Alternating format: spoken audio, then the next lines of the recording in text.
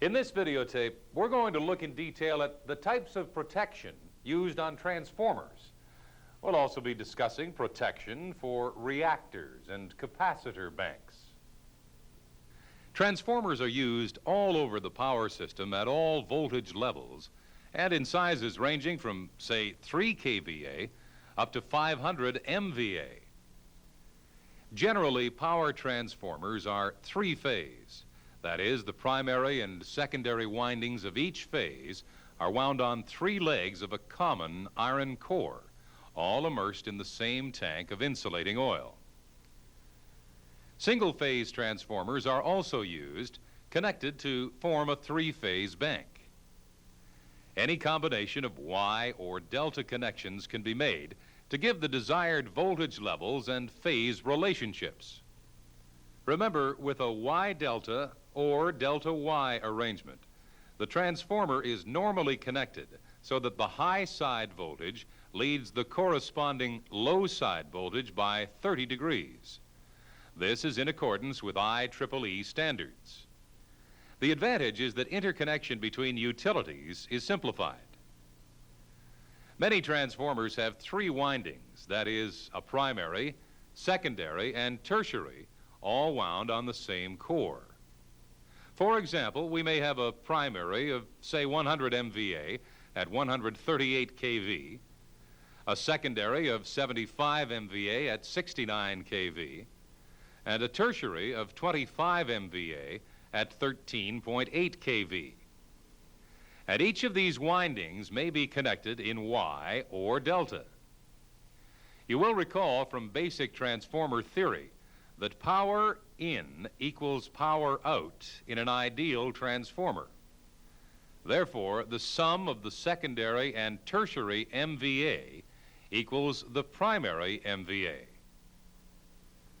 The type of protection scheme used depends to a great degree upon the size and importance of the transformer in the power system. But another factor is the installation itself. Sometimes, in order to economize, the transformer is not provided with circuit breakers, hence the protection equipment must be designed with this in mind. The transformer must be protected against internal faults and through faults. Internal faults occur as a result of insulation failure, which creates a short circuit path between phases and often to the grounded iron core. The heavy fault current flowing can cause serious damage to the windings and even burn the core itself. If an internal fault does occur, the transformer must be immediately switched out of service and isolated. Differential protection provides the best protection against internal faults.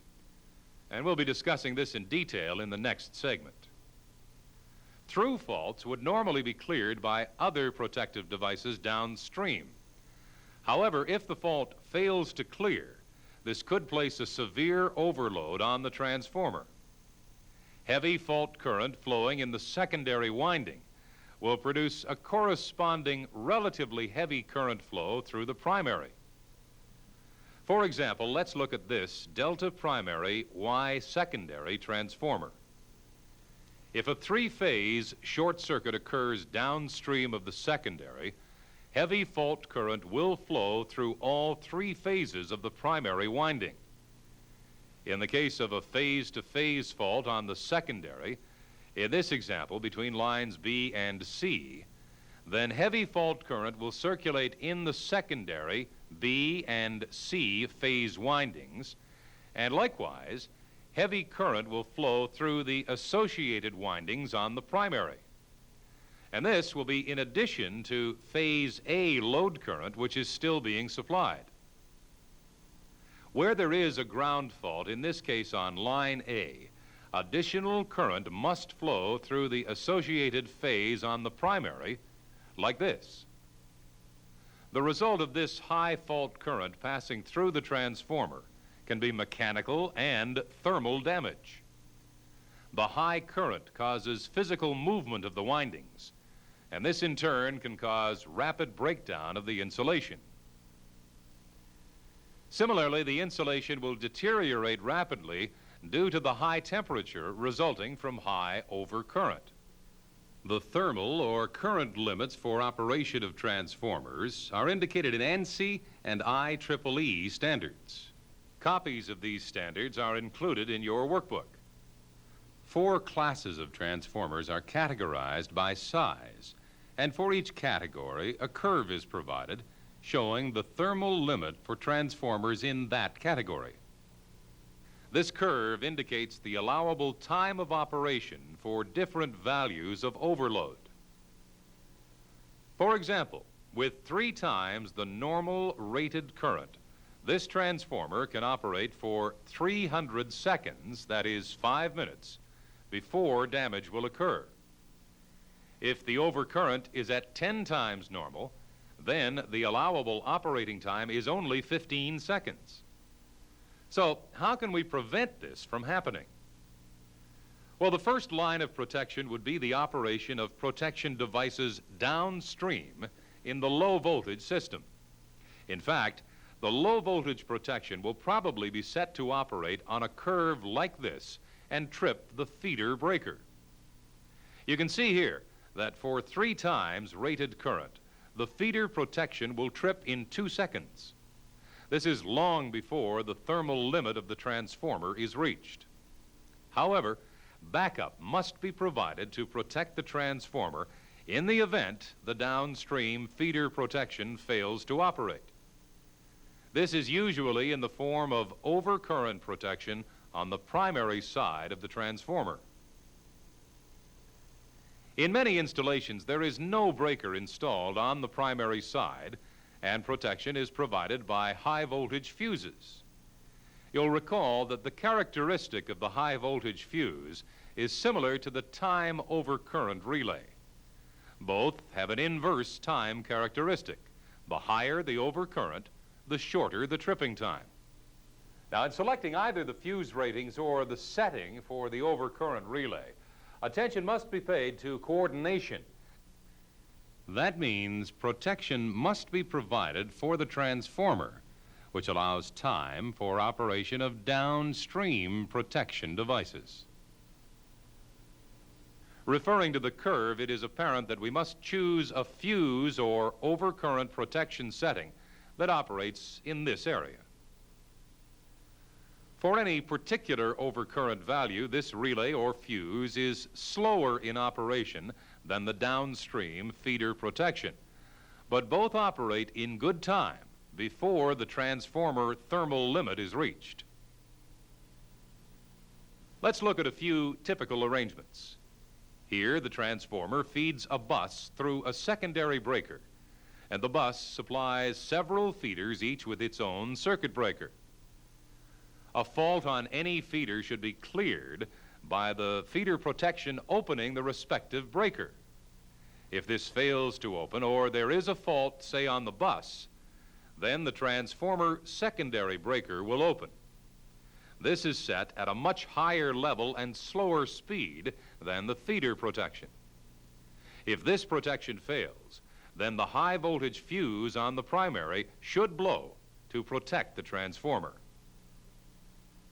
Another arrangement here, commonly used on distribution circuits, shows the transformer secondary connected directly to the bus, which in turn feeds several feeders through reclosers. Once again, the feeder recloser should lock out for a permanent fault. If not, the high voltage fuse on the primary should operate to protect the transformer. However, if the secondary fault level is low, the high voltage fuse may not clear. In fact, it may not even detect a low-level fault in the secondary winding. We'll be talking more about this problem later in the tape. Another arrangement here shows a circuit breaker on the primary with the secondary connected directly to a bus. Each feeder has its own circuit breaker and individual protection. The primary circuit breaker will trip for a fault in the transformer zone, or fault on the bus, or a fault on any feeder, which fails to be cleared by its own primary protection. Because of its inverse time characteristic, overcurrent protection is well suited for backup application, but for protection against internal faults, more sophisticated schemes are required, particularly on large transformers. Well, at this point, let's take a break, and then we'll come back and look at differential protection as applied to transformers. Please switch off the tape now and review this material in your workbook.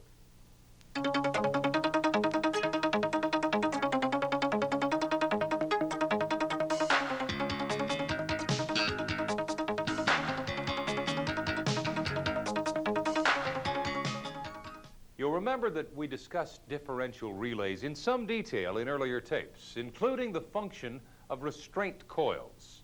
We also studied the application of differential protection to generators. Generally speaking, differential protection is applied to all transformers of 10 MVA and above, and also on smaller transformers where they provide an important function in the system. When applying differential protection to transformers, certain factors that must be taken into consideration are the magnetizing inrush current, the phase shift in Y-delta connected transformers, CT connections, that is phasing, selection of CT taps, and the effect of transformer taps. As we pointed out in an earlier tape, inrush current is due to the initial energizing of the transformer. The large inrush current is high in second harmonics, and this factor is used to provide harmonic restraint to differential relays, which are used for transformer protection. The harmonic restraint unit filters out the second harmonic and uses it to restrain operation of the relay. After a few cycles, the inrush current is reduced and the second harmonic current disappears, so allowing the relay to operate as normal. With this type of differential relay, the pickup current is usually set within the range of 0.75 to 2.5 amps, with an operating time of 0.015 to 0.03 seconds. For smaller transformer banks in the sub-transmission and distribution systems, a simpler differential relay without harmonic restraint may be used. The operating element consists of an induction disc. This operates quite slowly, about 0.1 seconds, so it will not be responsive to the short-term inrush current. In yet another method for preventing tripping due to inrush, the operating coil of the differential relay is desensitized for a few milliseconds when the primary breaker is closed. Let's move on now to look at CT connections. The differential protection must compensate for any shift in phase across the transformer. This is achieved by careful connection of the CT secondaries. This action is known as phasing. If the transformer is connected delta on both primary and secondary sides, then we will normally use Y-connected CTs on both sides, as there is no 30-degree shift to correct. The CT secondaries are connected to their respective restraint coils at the differential relay. That is, line A to restraint coil A, and so on. Where the transformer is connected, grounded Y on the primary and grounded Y on the secondary, the CTs are delta connected on both sides. Why is this? Well, with Y CT connections, zero sequence currents may flow in the relay, causing unwanted tripping on through faults. Delta CT connections are safer as they eliminate zero sequence currents from the relay. Where the transformer is Y connected, the CTs should always be connected in delta. Care must be taken in connecting the secondaries so that each phase differential relay receives corresponding input from both sides of the transformer. Now let's look at phasing for the delta primary Y secondary transformer. The high voltage side operates at 138 kV line to line, while the secondary side is at 69 kV line to line. The neutral of the Y-connected secondary is grounded. Therefore, the CTs on this side of the transformer should be connected in delta, as we have just explained. Having established this, it is obvious that the CTs on the delta-connected primary must be connected in Y so as to correct for the 30-degree difference across the transformer. Of course, the CT ratios must be selected to allow for the different secondary currents resulting from Y or delta connection. It's easier to connect the Y-connected CTs to the relay first. Then make connections from the delta-connected CTs to each phase relay so that both sides correspond to the same primary line. Let's check this. First, note we have indicated the currents inside the delta-connected primary windings to be IA, IB, and IC. Looking at the primary side and remembering that it is delta-connected, we find that the line current in line A is IA minus IB. In line B, the line current is IB minus IC. And in line C, the line current is IC minus IA. Observing the polarity markings of CTs on this primary side, we see that the current flowing to the differential relay is IA minus IB in this phase, IB minus IC in phase B, and IC minus IA in this third phase. On the secondary side of the transformer, the current in each line, as this is Y connected, is IA, IB, and IC. Observing the polarity of the CTs, we see that currents passing through the CT will produce secondary currents in this direction. Remember that these CTs are connected in delta. Therefore, the secondary current at this point will be IA minus IC. But in order to compare the currents on either side of the differential relay, we must know the value of the current in the opposite direction. So this will be IC minus IA.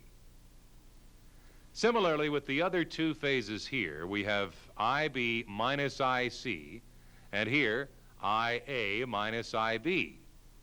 In each case, the current on either side of the differential relay corresponds to its respective line currents.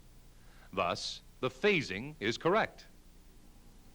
Now, with load current assumed to be zero, suppose an internal ground fault occurs in phase C.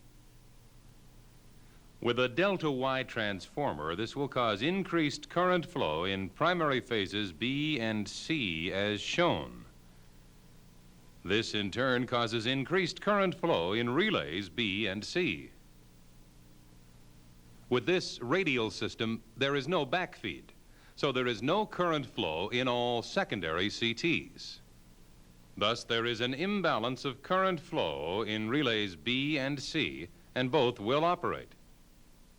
For an external fault, currents balance on both sides of the relay, and no operation takes place. Check this and other examples in your workbook. In addition to CT phasing, we also have to pay attention to the CT ratio tap settings in the differential relay. You will remember from an earlier tape we pointed out that the CT ratio tap settings could be adjusted over a wide range in order to reduce as far as possible the difference or mismatch in the CT characteristics. In fact, this mismatch can be evaluated by comparing the difference in the ratio of high side current to low side current against the ratio of high side tap setting to the low side tap setting. That is IH over IL minus TH over TL. Let's look at our example again. we have a 50 MVA transformer, and the line voltage on the primary side is 138 kV. So the line current comes to 209 primary amps in each line.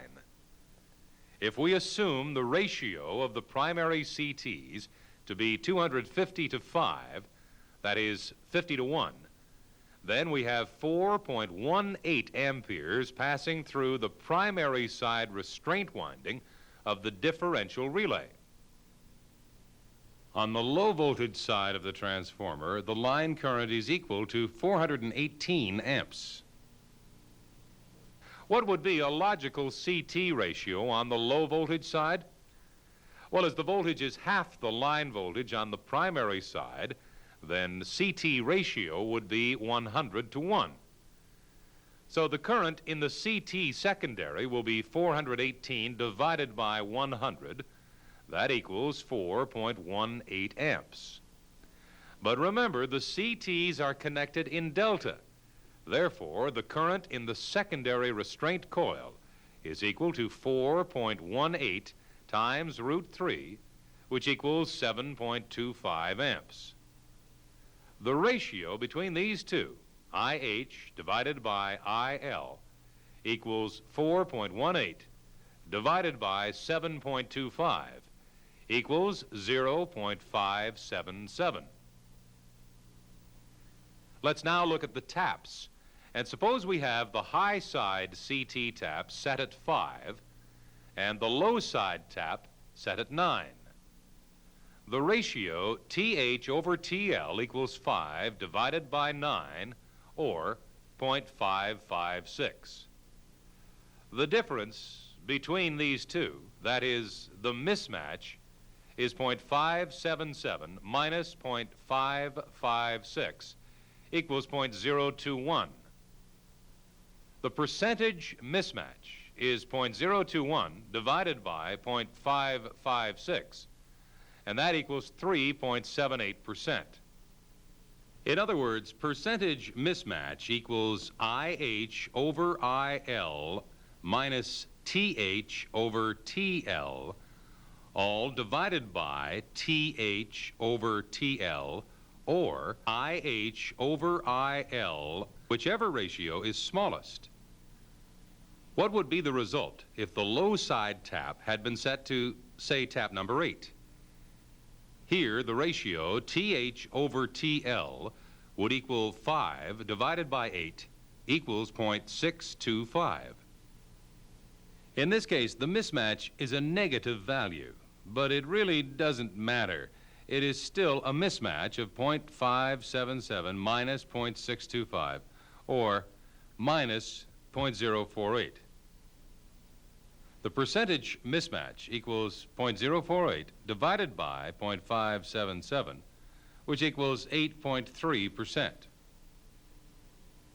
Now, in both of these answers, the mismatch percentage is far less than the restraint slope, which is usually set between 20 to 40% on transformer differential protection. The CT ratios should be selected to keep this mismatch to the absolute minimum. But at the same time, the current on the CT secondary should not exceed the current ratings of either the CT or the relay restraint coils. Generally speaking, the CTs are rated at 5 amps maximum, while the restraint coils have a continuous rating of 10 amps or maybe more. Another way to ensure good performance from the CTs is to have as low a burden as possible. Preferably, individual CTs should be used to feed differential relays. When the transformer has load tap changing, the voltage ratio across the transformer can change, and with it, the percentage mismatch. The CT ratio selection should be made with the tap changer in the mid position. Suppose in our previous example, the tap changer could raise or lower the secondary voltage by 10%. On the upper tap, that would be 75.9 kV. Line current in the secondary would now be 50,000 divided by root 3 times 75.9, which equals 380.3 amps. The secondary current in the restraint winding would now be 380.3 divided by 100 times root 3, or 6.58 amps. So the ratio IH to IL is now 4.18 as before, divided by 6.58, which equals 0.635. So our percentage mismatch now becomes 0.635 minus 0.556 divided by 0.556, or 14.2%. So it is still less than the restraint coil percentage differential setting, indicating that the differential protection will operate correctly throughout the upper range of tap changing. Incidentally, if you go through this exercise again for the minimum tap setting, that is a secondary voltage of 62.1 kV, you'll find that the mismatch comes out to 9%. Knowing the range of possible mismatch helps you set the percentage differential, that is, the slope of the relay. Now at this point, having established the importance of correct phasing and selection of CT ratios, we'll take a break. And then we'll come back and continue our discussion of differential protection for transformers. For now, please switch off the tape and review this material in your workbook.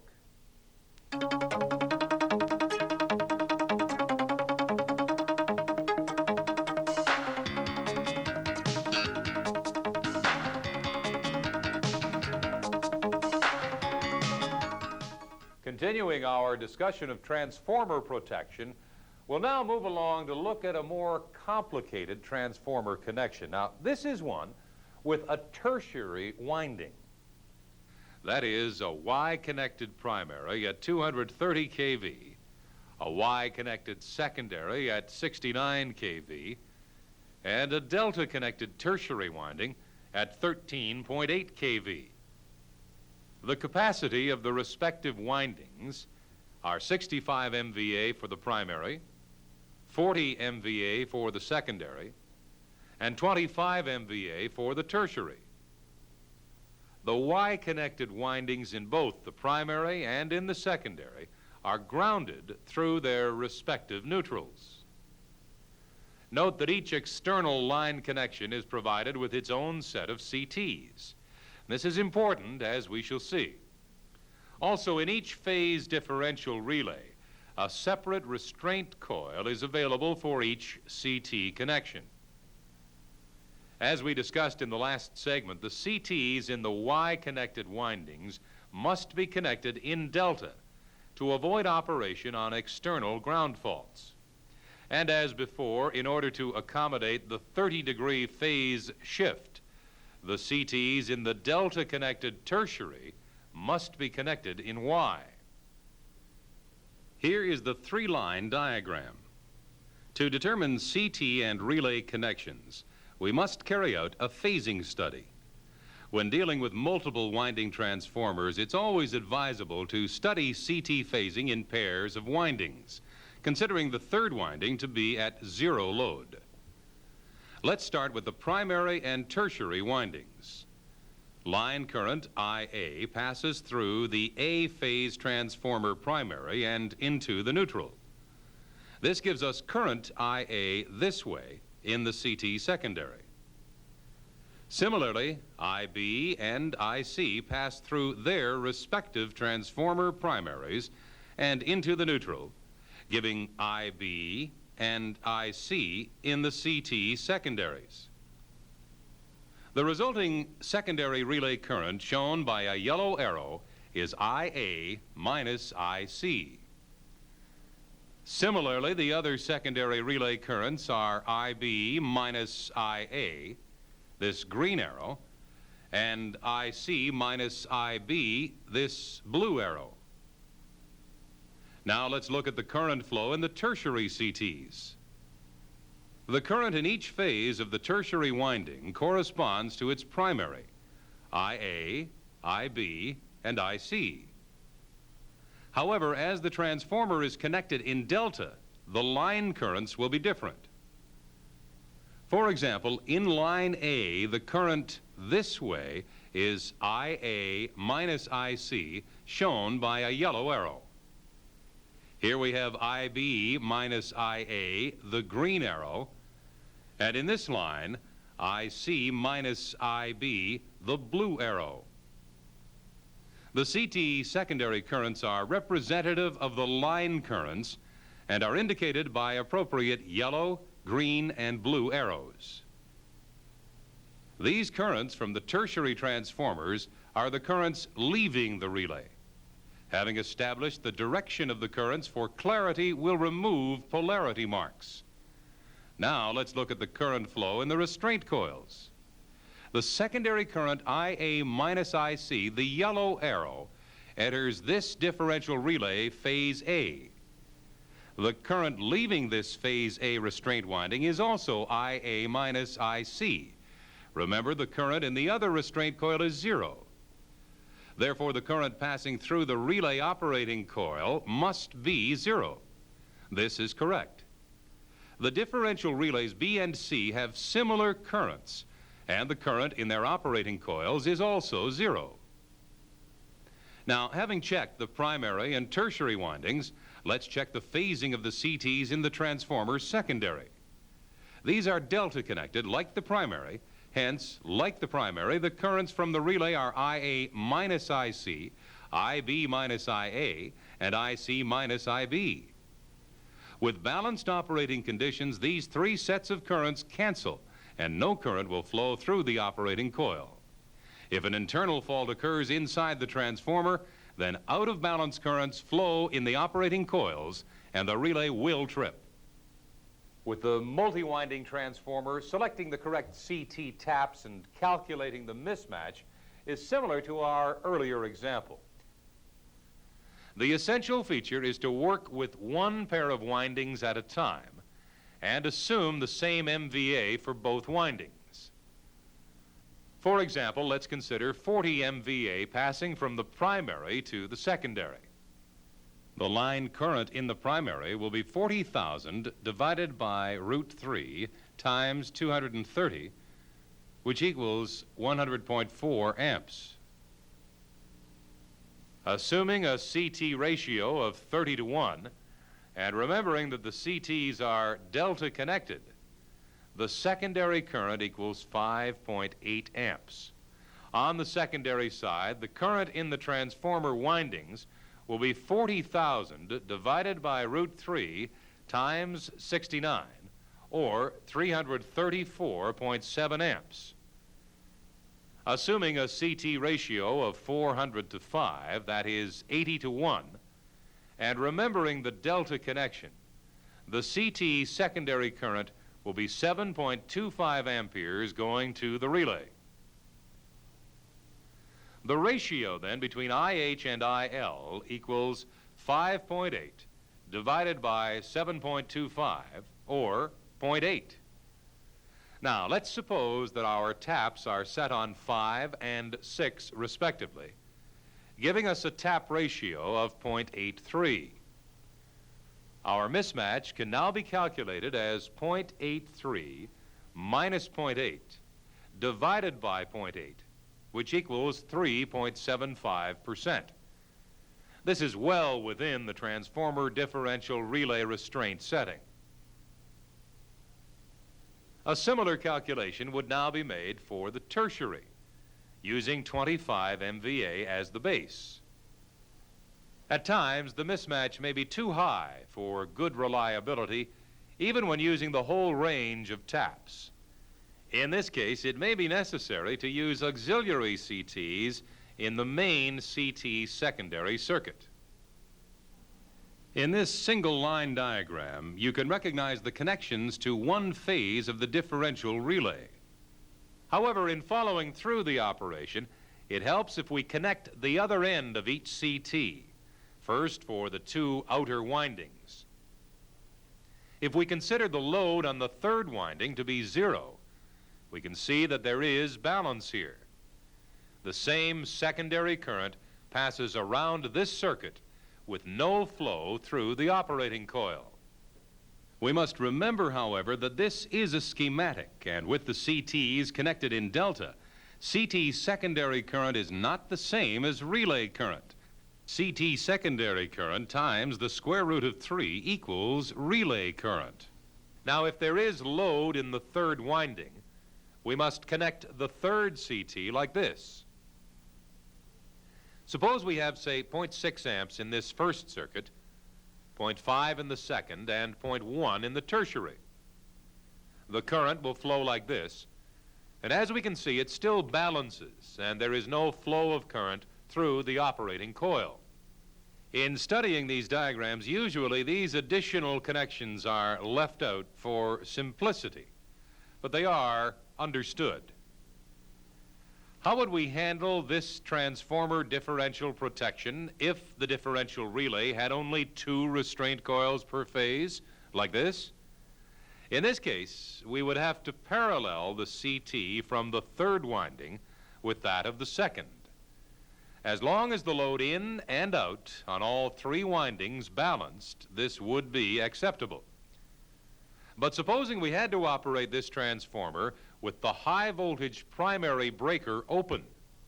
In other words, the power supply into the transformer would now be from this 69 kV side to feed the outgoing 13.8 kV. If the secondary currents were perfectly balanced, there would be no problem. But as we know, there is always some error current, and this would pass through one restraint coil and then through the operating coil. In fact, now we have only one restraint instead of the previous 3. This would probably be insufficient, especially for a heavy through fault on the transformer. Hence, the reliability of the protection would be considerably reduced. For this reason, remember, CTs should not be connected in parallel, and each CT should be connected to a separate restraint coil. Here's another example of multiple connections to transformers. This single line diagram shows that the primary can be fed from 2 different sources through separate breakers. Similarly, the secondary can be fed to 2 different loads through separate breakers. In other words, there are 4 connections. We must have 4 CTs, and these will be connected to 4 separate restraint coils on the differential relay. By now, it must be clear to all of us that differential protection on transformers is not just a matter of installing a differential relay. The connection of CTs requires careful study, and remember, there are many different applications. Each installation must be studied on its own merit. You should try to obtain differential protection circuit diagrams for your own power system, and study these with the help of your supervisor. At this point, let's take a break, and then we'll come back and continue our study of transformer protection. For now, please switch off the tape and review this material in your workbook.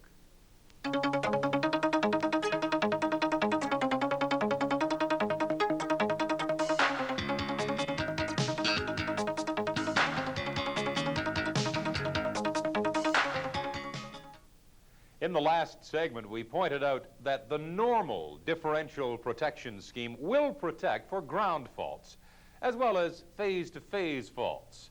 This is because the relay is sensitive to the unbalance caused by the ground fault, as distinct from direct measurement of ground fault current.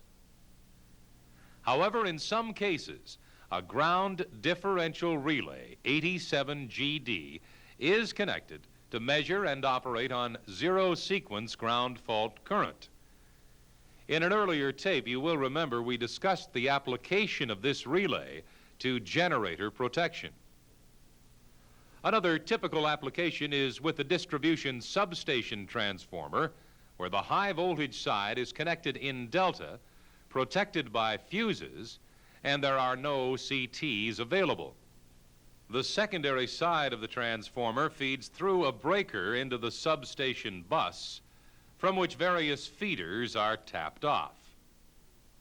The secondary side of the transformer is Y-connected and grounded through a resistor. Let's now look at the three-phase diagram and see how the ground differential relay is connected. If there is no ground fault present, then no current flows in the secondary circuit of the CTs. If an external fault occurs, say on line C, then the zero sequence current will flow through the CT secondary to the relay. But this will be counterbalanced by the same value of current flowing from the neutral CT. Therefore, no current will flow through the relay operating coil. But if there is an internal ground fault in one of the transformer windings, the current in that CT will reverse and be added to that from the neutral CT. This current will flow through the differential relay and it will operate. Quite often with this arrangement, an additional time over current ground relay, 51G, is installed in the neutral. This acts as backup for the transformer ground differential and also as backup for ground faults out on the feeders. It must be correctly coordinated with protection on the feeders. The primary high voltage fuses may not clear for a low-level fault on the secondary winding or the secondary system. They are usually sized to protect against heavy short circuits in the primary winding. Operation of the backup ground protection relays will initiate tripping of the first breaker upstream of the fuses in order to isolate the primary winding. In our example, this would require tripping of this remote circuit breaker. One way of achieving this is to provide a communication channel between the relay and the breaker. This is known as a remote transfer trip signal transmitted over power line carrier or on a telephone circuit or microwave circuit. This method is quite expensive, and special care needs to be taken with the installation so as to avoid interference from outside signals which may cause inadvertent tripping. Of course, on large, high-voltage transmission lines, this method is used extensively, but it is not so common on distribution systems. One method of initiating the trip is to have the protection relay trigger a spring-loaded ground switch. This will apply a solid ground to one of the lines on the high-voltage side. This, in turn, causes operation of the ground relays in the remote station and so opens the breaker. Depending on system design, the ground switch could be three-phase or single-phase. Generally speaking, the ground switch arrangement is not often used on new installations. Instead, a circuit switcher may be installed on the transformer primary instead of a high-voltage fuse. This is far less expensive than a circuit breaker, but in return it provides very limited fault interrupting capability. If the fault current is low, this switcher will be quite capable of interrupting the circuit. If the fault current is above the circuit switcher's interrupting capability, this high-set overcurrent relay picks up instantaneously. This blocks the circuit switcher's control unit from operating and thus the circuit switcher from tripping. Then the remote protection at the substation will register a fault on the feeder and trip the circuit breaker. Another method of achieving ground fault protection for transformers is by the use of a directional overcurrent relay connected differentially. It consists of two units. The overcurrent unit's operating coil is connected across the line CTs. The directional unit has two coils, and when current flow is correct, it allows the overcurrent unit to operate. Now, for an internal fault, current will flow into the transformer from the feeders through the fault and circulate up the neutral. The circulation of CT secondary current is such that the directional unit picks up. Also, the two currents add in the operating coil and so trip the relay. Even if there were no backfeed into the fault from the feeder, there would still be sufficient flow of current through the relay in the right direction to cause operation. But what about a ground fault out on the feeder? In this case, the flow of current in the feeder CT will be reversed like this, opposing the flow of current through the relay. Well, at this point, let's take a break, and then we'll come back and summarize overall protection schemes for transformers. Please switch off the tape now and review this material in your workbook.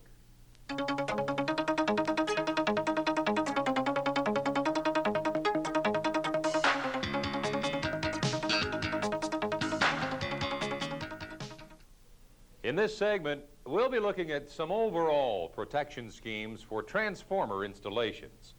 And this will also help us summarize and digest the information presented in the previous segments. This single line diagram shows a typical arrangement for a large transformer, say 10 MVA and over. Both breakers will be tripped in the event of an internal transformer fault. Let's look at the type of relays that are usually installed. Relay 49 is a thermal relay, and Relay 63 operates on gas pressure or gas accumulation. These so-called mechanical relays are normally included as part of the transformer construction. The thermal relay detects overheating of the oil or winding hot spots, which may occur as a result of continuous overload or perhaps an internal fault in the winding. The relay usually sounds an alarm and also operates the forced cooling equipment. The gas pressure relay, as its name implies, operates if a sudden rise in gas pressure occurs inside the tank. For example, if heat is generated in the oil by an electric arc. These relays are quite sensitive and can often detect a fault before it develops severely enough to operate the differential protection. Differential protection is the preferred method of protecting transformers against internal phase-to-phase faults or phase-to-ground faults. It is connected right across the transformer, including the primary and secondary breakers. Several backup relays are also installed. First, we have the overcurrent ground relay 51G, which is connected in the grounded neutral of the transformer secondary.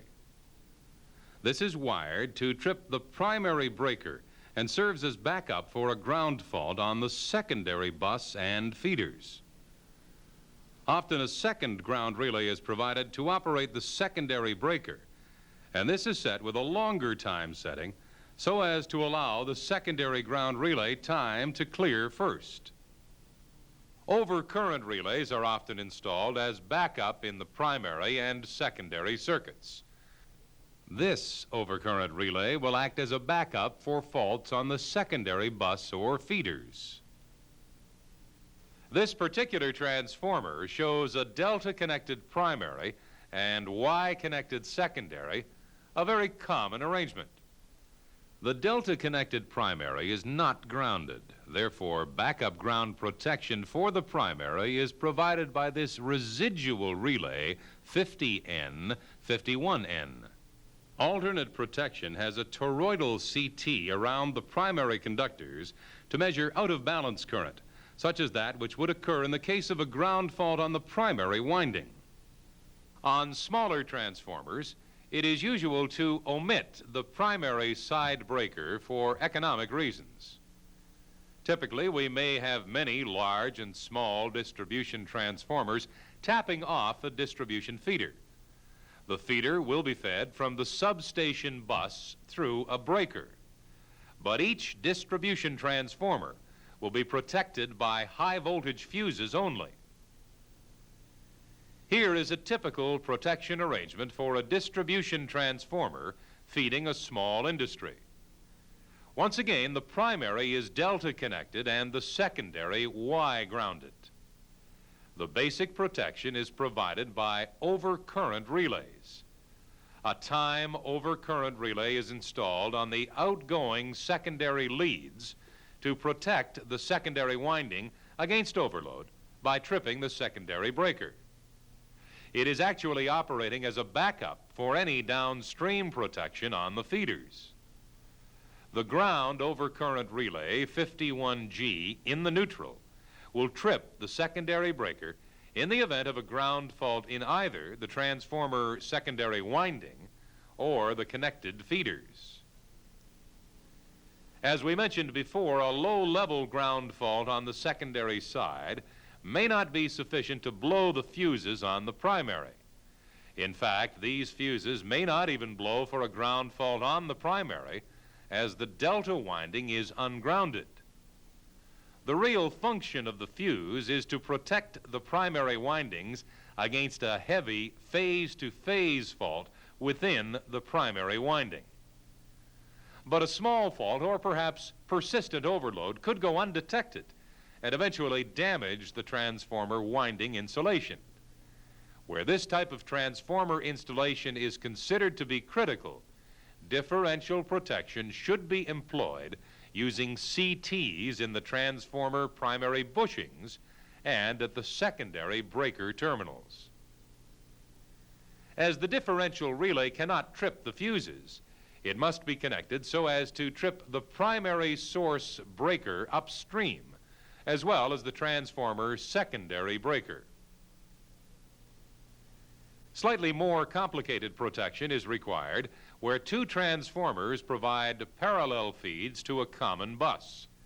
Usually the bus is split by a circuit breaker like this. If this is normally open, each transformer will feed its own section of the bus. No additional protection is required. If one transformer is taken out of service for maintenance or inspection, its secondary breaker will be opened. The bus tie breaker will then be closed so that all of the bus can be fed from the single transformer, assuming, of course, that it has sufficient capacity. In some installations where uninterruptible power is required, the bus tie breaker remains normally closed so that both transformers feed all of the load. However, depending upon the configuration of the power system, this setup does have the potential for providing a path for backfeeding one of the sources. For example, line 1 and line 2 may not be fed from the same bus or even the same location. Consequently, there is probably some phase difference between them. In this situation, for example, line 1 may try to transfer load to line 2 through transformer 1 along the connected bus and back through transformer 2. This is a highly undesirable situation that may allow extremely high currents to flow through the system. For this reason, you will often hear the recommendation, never connect transformers in parallel. Adequate protection can be provided, as we see here. The directional overcurrent relay gets its reference quantity from the VT in the bus. The operating coil of the directional relay is supplied from both the CT in the transformer feed and from the CT in the bus. As long as the transformer is feeding into the bus, the directional relay will not operate because the two secondary currents are opposite to the polarizing quantity. However, if current is reversed and feeds into number 1 transformer's secondary, then the two currents will still be additive. But now they are in the same direction as the polarizing quantity, and the relay will trip, provided that the current is above the set point. Operation of the relay trips the secondary breaker, so now transformer number 2 will feed all the bus. Now at this point, let's extend our overall view of transformer protection to include reactors. This is because there are many similarities in construction and therefore protection is also similar. Generally, reactors are air-cooled or oil-immersed single or three-phase windings on an iron core. Where is the reactor installed? Well, typically in a grounded neutral to limit fault current, between buses to reduce magnitude of current flow, or shunt connected between line and ground to compensate for capacitance on long lines and prevent high voltage levels. As with the transformer, the main cause of failure is insulation breakdown, leading to phase faults, ground faults, and turn-to-turn faults. Protection is provided generally by differential relays, 87. Backup protection is usually by a ground over current relay, 51G. Mechanical protection is usually installed using the gas pressure relay, 63, and the thermal relay, 49. Often reactors are connected directly to the line or bus with no breaker. Therefore, operation of reactor protection means that all remote breakers feeding the reactor must be opened. Once the reactor has been isolated by disconnects, the breakers can then be reclosed, but the system operator may have to take other steps to hold the voltage down. While we're speaking of shunt reactors, we can also think of shunt capacitors. As you know, these capacitor banks are connected between line and ground or bus and ground in order to raise the voltage at that location by supplying VARs to the system. The capacitors actually compensate for the series inductance in the line and are commonly applied throughout the distribution system. The capacitors are susceptible to serious damage if a heavy fault current flows. The casing may rupture with consequent spillage of insulating fluid. Each individual capacitor is protected by its own fuse. If several capacitors are isolated due to blown fuses, there will be some unbalanced current flowing through the neutral. This can be detected by the installation of an overvoltage ground relay, 59G, which will function to alarm the operator. Additional backup protection may be provided by overcurrent relays, 51, connected between the line and the capacitor bank. Okay, in this tape, we've looked at the most general types of protection schemes that are used on transformers, reactors, and capacitors. Make sure you check your own company installations and ask your supervisor to clarify any doubts that you may have. Please switch off the tape now and thoroughly review this material in your workbook.